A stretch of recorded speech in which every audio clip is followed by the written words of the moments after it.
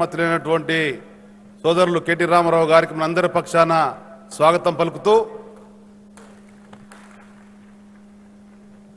తెలంగాణ ఉద్యమ నాయకుడు సోదరులు మంత్రివర్యులు శ్రీనివాస్ గౌడ్ గారు, వేదిక పైన అఖిల భారత అధ్యక్షులు గౌరవనీయులు కందగట్ల స్వామి గారు, వారి సహచర నాయకత్వం, ప్రధానంగా మన కులవృత్తిని ప్రపంచానికి చాటి వన్నె తెచ్చినటువంటి పద్మశ్రీ బిరుదులు పొందినటువంటి పెద్దలు గజం గోవర్ధన్ గారు, గజం అంజయ్య గారు, వేదిక మీద గౌరవ శాసనసభ్యులు, గౌరవ మాజీ ఎమ్మెల్సీలు, ప్రధానంగా పద్మశాలి అతిరథ మహారథులు, పాల్గొన్నటువంటి కుల బంధువులందరికీ హృదయపూర్వక నమస్కారాలు.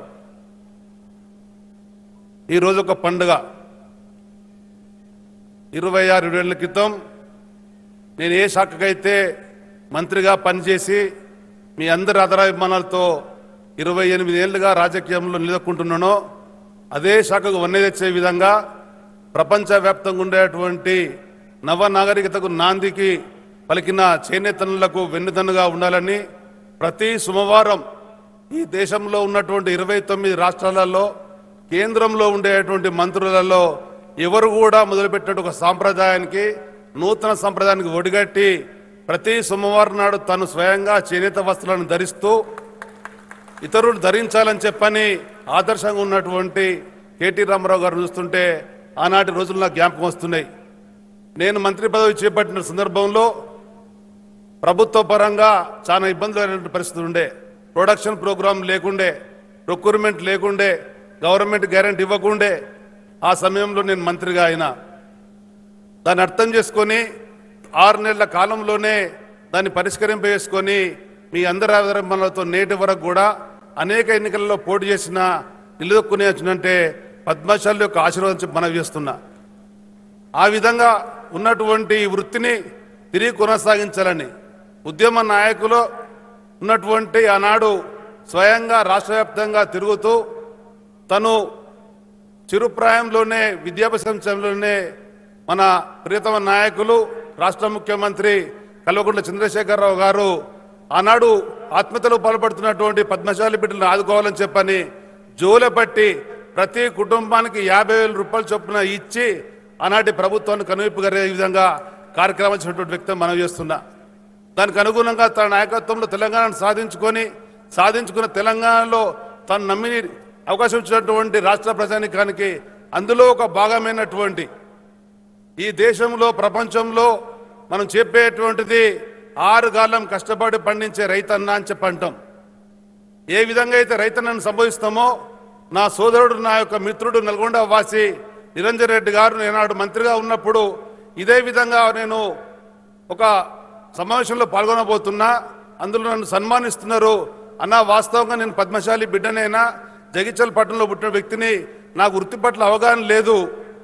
మా తండ్రి గారు కానీ మా తాతగారు కానీ వ్యాపారంలో ఉన్నారు. నేను కూడా వ్యాపారం గెలిచిన వ్యక్తి కనుక ఏ విధంగా మాట్లాడాలన్నా అని చెప్పినప్పుడు ఒక మాట చెప్పిండు. తను చెప్పినటువంటి మాట నేటి వరకు జ్ఞాపకం ఉంది. నరాలనే పోగులుగా చేసి రక్తాన్ని రంగుగా మార్చి జీవితాన్నే వస్త్రాన్ని గరిస్తున్నటువంటి నా నేతన్నా అని చెప్పినట్టు మాట మాట్లాడిండు. అది నేటి వరకు కూడా జ్ఞాపకం ఉన్నది.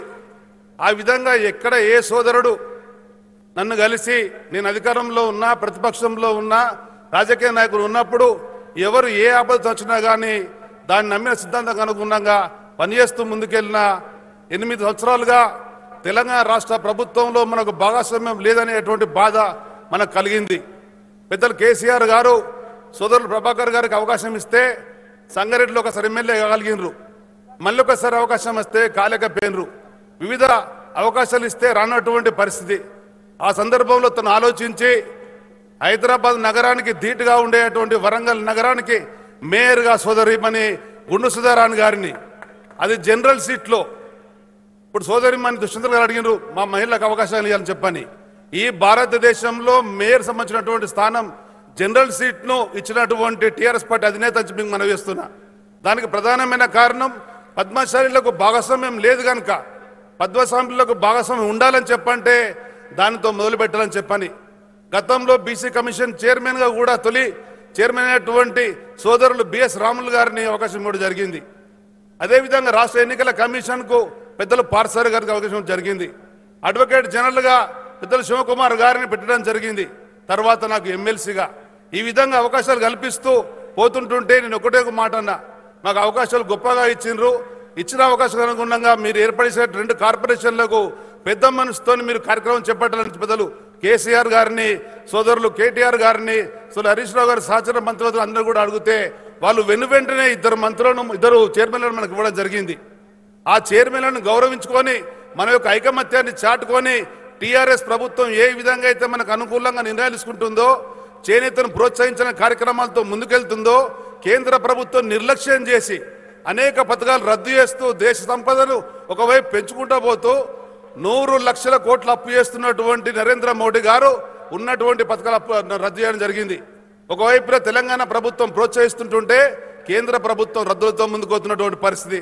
కనుక ఈ సమయంలో మనం తిరిగి రాజకీయంగా ఎదగాలని చెప్పంటే జిస్కా లాఠీ ఉస్కా బైన్స్ అనేటువంటి ఈ యొక్క ప్రజాస్వామ్యంలో మనం కూడా ఆ లాఠీ పట్టే విధంగా తయారు కావాలని చెప్పని దానికి సోదరులు కేటీఆర్ గారు యువ నాయకుడు వెన్నుదన్నుగా ఉంటాడని చెప్పని నా అనుభవాన్ని కూడా రంగరించి మీ ఎదుగుదలకు నేను దోహదపడతాను చెప్పని మనసారా తెలియజేసుకుంటూ, సోదరులు ప్రభాకర్ గారు, ప్రవీణ్ గారు, మీరిద్దరు మనలో ఉండేటువంటి నాయకులు ఎవరైతే పదవులు రాలేని బాధపడుతున్నారో వాళ్ళు ఆ పదవులలో ఉన్నట్టుగా ప్రవర్తించే విధంగా మీ యొక్క కార్యాచరణ ఉండాలని చెప్పని, ఏ విధంగా అయితే నేను సామాన్య కార్యకర్తగా ఏ పనైనా చేస్తున్నానో నిన్న మొన్న మీరు చూసిండ్రు, మనం ఈ యొక్క కార్యక్రమాలు చేసుకోవాలని చెప్పని సత్సంకల్పం చేసుకున్నాం. దానికి అనుగుణంగా మీతో కలిసిమెలిసి నిన్న మొన్న గ్రామాలలో తిరుగుతూ కూడా సమీకరించుకొని మన యొక్క ఐక్యతను చాటుకుందాము. రాష్ట్ర వ్యాప్తంగా ఉండేటువంటి పద్మశాలీల కొరకని చెప్పని రాష్ట్ర ప్రభుత్వం కోకబెట్టించినటువంటి విలువైన భూమిలో 5 కోట్ల రూపాయలు కాదు 12 కోట్ల రూపాయలతో ఆ భవన నిర్మాణం చేపట్టుకుందాం. మన పద్మశాలి బిడ్డలకు ఎదుగుదలకు దోహదపడదామని చెప్పని ఒక నూతన కమిటీ కూడా ఏర్పాటు చేసుకున్నాం.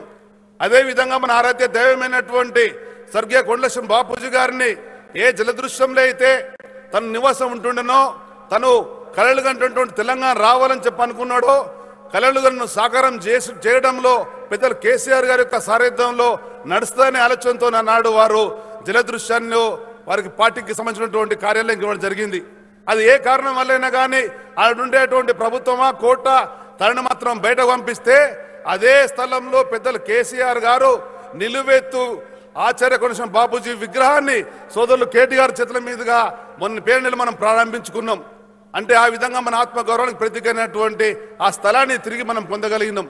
ఈ విధమైనటువంటి కార్యక్రమంలో రాబోయే కాలంలో ప్రతి పద్మశాలి బిడ్డకు రాష్ట్ర వ్యాప్తంగా ఉండేటువంటి ప్రతి కుటుంబంలో ఉండేటువంటి వ్యక్తికి మేమందరం కూడా మీ కుటుంబ సభ్యులుగా ఉంటామని చెప్పని ఈ 28 ఏళ్ళుగా ఏ విధంగా పనిచేస్తున్నామో రాబోయే కాలంలో కూడా పెద్దలు కేసీఆర్, కేటీఆర్ వారి నాయకత్వంలో మరింత ముందు తీసుకెళ్దామని చెప్పని వివిధ పదవులలో ఉండేటువంటి వాళ్ళు మీరందరూ కూడా ఆదర్శంగా ఉండి తోటి వాళ్ళకన్నా పదవులు వస్తే ఏ విధంగా అయితే నిజాయితీగా నిస్వార్థంగా మంచితనంతో ఉండేటువంటి పద్మశాలిల పేరున్నదో ఆ పేరుకు అనుగుణంగా మరింత మనం కష్టపడదాము.